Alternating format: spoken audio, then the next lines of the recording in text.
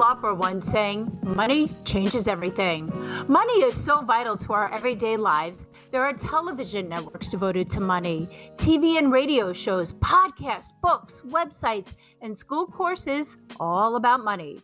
Money is also one of the main factors in a divorce, which is why you need a thorough checklist when you're going through the process to make sure you aren't forgetting anything you are entitled to. Here to help you put one together is Donna LaScala, president of Comprehensive Divorce Solutions. Donna is a certified divorce financial analyst, a registered financial consultant, a financial neutral, and she is the newest president of the Long Island chapter of the Financial Planning Association and a board member of the Association of Divorce Financial Planners. Donna, welcome. Thank you for having me. It's a pleasure to be here. Pleasure to have you. And you have a comprehensive, just like the name of your firm, checklist that helps clients put together when it comes to discussing the financial component of a divorce. And we've talked about this before, the marital residence in a divorce action. Everybody seems to always want it. At what point in the divorce process should both parties deal with the marital home? And if spouse A buys spouse B out, why should the deed and other paperwork be handled immediately? So it's a great question to start with. The issue of the marital residence is always a primary point of contention in so many divorces. And as you said, everybody wants it. So there are many issues that need to be resolved when you're discussing how this asset is going to be treated in the larger conversation of equitable distribution. So in your question you posed, so what if spouse A wants to buy out spouse B? And that's very often part of the conversation. First and foremost, it needs to be determined if that's even financially feasible, because it might not be possible for one party or the other to actually qualify for a mortgage on their own. And that's what's involved when you're going to buy out your spouse. So one of the bigger issues I'm dealing with right now as a CDFA is the current interest rate environment. And many people can't afford, as I said, to refinance. So if spouse A wants to buy out spouse B, they need to really do their homework first to find out if they can even accomplish that. And the reason that it's even more difficult right now is because interest rates are so much higher than they were a year ago or 2 years ago, which then affects the mortgage rates, of course. So if you have a house with a 3% mortgage rate, do you really want to refinance right now when interest rates are in the 6 or 7 area? So a lot of times couples will come to me and they'll say, okay, well, we really want to have spouse A buy out spouse B, but we think we're just going to leave the house as is. And spouse A is going to continue to live in the house, and spouse B is going to remain on the mortgage and the deed. And right away, the back hairs prick up, because this is not something that I recommend for many reasons. The least of which is that by doing so, the parties are still connected financially, and they're at the mercy of their former spouse's potential financial mistakes and credit history. The reason why you're getting divorced is because you want to separate your finances and other situations. But keeping a house together does not break that connection. So it's usually my recommendation that the issue be handled immediately after the divorce is final, because that's actually when it needs to happen. When the divorce is final, because you need to have legal documents that say, okay, we are now divorced, and so now spouse A is going to refinance and buy out spouse B, or whatever the scenario might be. But it needs to be handled immediately. What is joint tenants with rights of survivorship, and why is this important to have on that checklist, especially when discussing the marital home?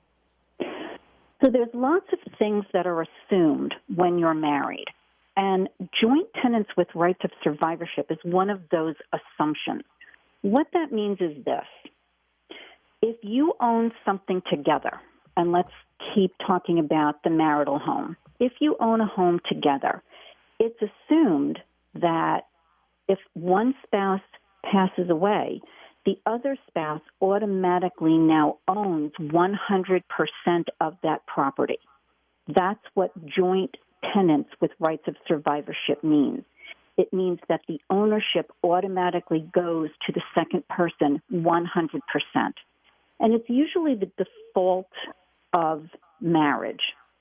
So if both spouses are on the deed and the mortgage, joint tenancy with rights of survivorship is assumed. And now, if you're getting divorced, individuals that are not married do not default to joint tenants with rights of survivorship. That's something that needs to be specified or elected. So if we now own a house together and we're not married, if I have the house and you have the house, we are now what's called tenants in common. And that's going to lead exactly into my next question. What is tenants in common, and why does that need to be on the checklist? Okay, so tenants in common or tenancy in common means that each individual owns a percentage of the property, but there are no rights of survivorship assumed between them. So if, again, I own a piece of property with another person and I pass away, my estate receives my share upon my death, not the person that I co-own it with, because we are tenants in common. We have joint ownership, but we each have separate tenancy of that property.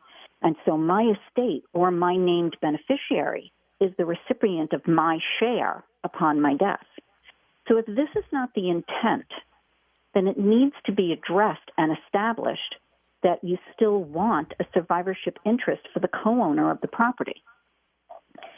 And that can get to be a sticky situation, especially if that person remarries.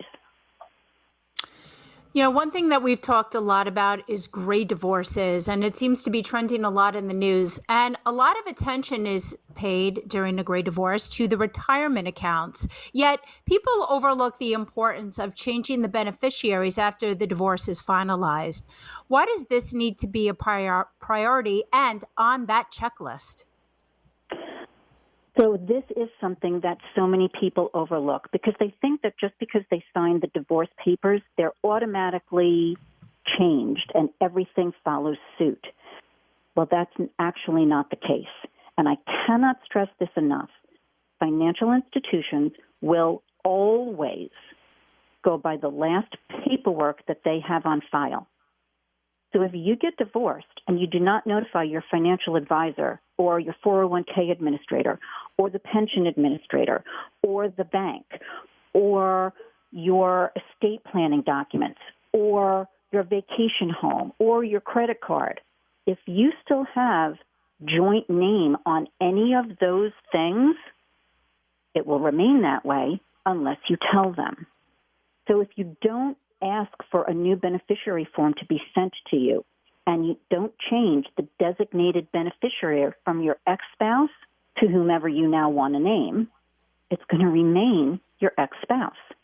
And if you pass away, the proceeds go to them because that's the last person named according to who's actually holding the money. It's very important to understand this, especially when you're talking about qualified retirement plans, 401ks, 403bs, pensions. A spouse actually has to sign a waiver of beneficiary if someone else is going to be named as the primary beneficiary. This is a rule. And if you don't do that, it's got to be done post-divorce because legal paperwork showing your change in marital status has to accompany that new paperwork. And if you forget to do it, and especially, as I mentioned before, if you remarry and then you pass away, your ex-spouse is still going to get the money and your new spouse is going to be out of luck. Good to know. Now, here's a term we often hear in a divorce. The money or funds can be put in a trust. For those who don't understand it, can you please explain what that means and why people should put that on their checklist? Sure. So especially in the gray divorce, there actually might be an existing trust. But just to simplify the matter, a trust is something that is established in order to receive funds either during your lifetime or upon your demise. It's a legal entity that is established for various purposes, one of which could be preferential tax treatment. Another might be to create a legacy for your family. Every trust has a trustee, and that trustee has responsibilities dependent on the type of trust that's been established. So a lot of times, money is set aside for children or grandchildren, and it's placed in a trust. The trust then determines when and how the funds can be used for the benefit of those individuals that are named in the trust document. And it's a way of controlling what happens to the money that goes into that trust and how it's handled either during your lifetime or after your demise. And that's really interesting because a lot of people who are getting divorced often have minor children, and you're telling those people, do not make those minor children the beneficiaries. Why? Correct.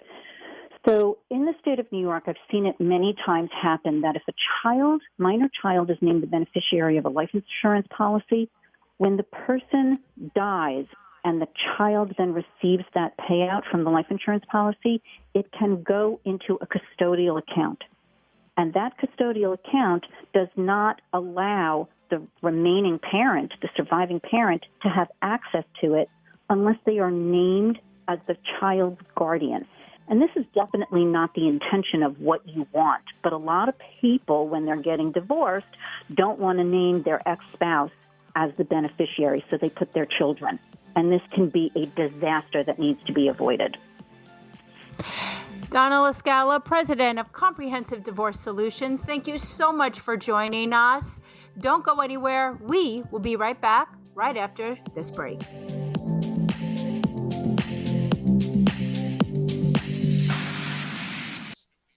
At Comprehensive Divorce Solutions, Donna LaScala provides the tools for people to deal with assets, debts, equitable distribution, and retirement in divorce negotiations. We hold your hand during and after the divorce process, providing a roadmap of what happens next and into the future.